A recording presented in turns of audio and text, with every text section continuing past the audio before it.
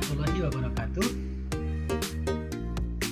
Adik-adik, kita kembali belajar geografi untuk kelas 5 ini, yaitu tentang karakteristik daratan di Indonesia. Nah, indikator pencapaian kompetensi setelah kalian belajar materi ini adalah kalian bisa menjelaskan karakteristik dataran Indonesia berdasarkan geologinya. Yang kedua, kalian bisa mengidentifikasi kenampakan apa saja yang ada di daratan di Indonesia.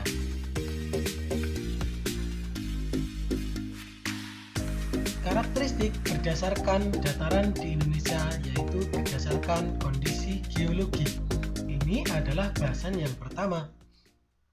Nah, karakteristiknya seperti ini. Terdapat jalur pegunungan yang merupakan kelanjutan dari pegunungan dunia, yaitu Sirkum Mediterania, dan yang kedua adalah Sirkum Pasifik. Semuanya ada di Indonesia. Yang kedua, membentuk rangkaian kepulauan di sebelah barat Pulau Sumatera, seperti Pulau Simeulue, Nias, Siberut, dan Enggano. Yang ketiga, membentuk dataran dari hasil proses pengangkatan dasar laut, seperti Pegunungan Sewu yang ada di Yogyakarta. Yang keempat, membentuk jalur-jalur patahan yang sangat berpotensi terjadinya bencana gempa bumi. Dan yang kelima, membentuk gunung api aktif yang ada di Indonesia. Bahasan yang kedua, yang pertama tadi adalah karakteristik wilayah geologi. Yang bahasan yang kedua ini adalah bentuk-bentuk dari kenampakan daratan di Indonesia.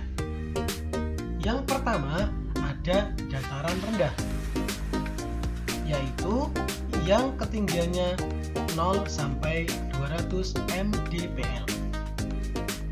Di sana aktivitas yang dominan adalah untuk permukiman dan pertanian.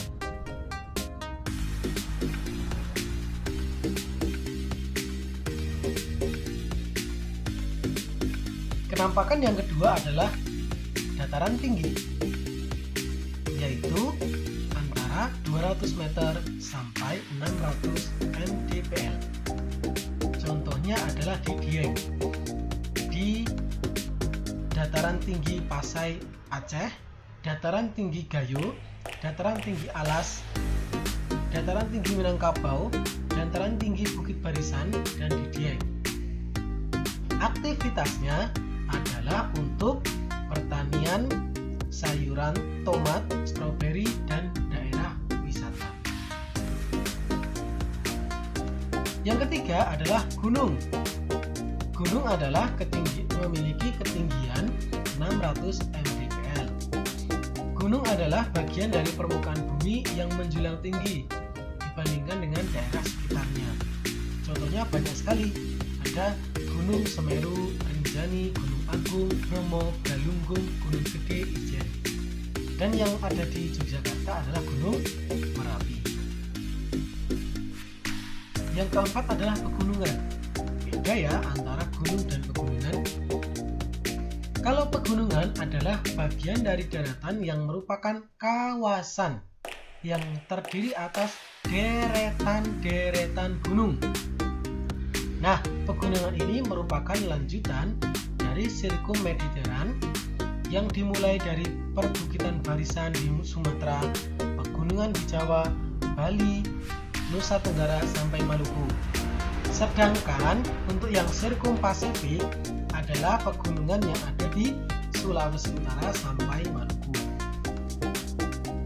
Yang kelima adalah daratan pantai.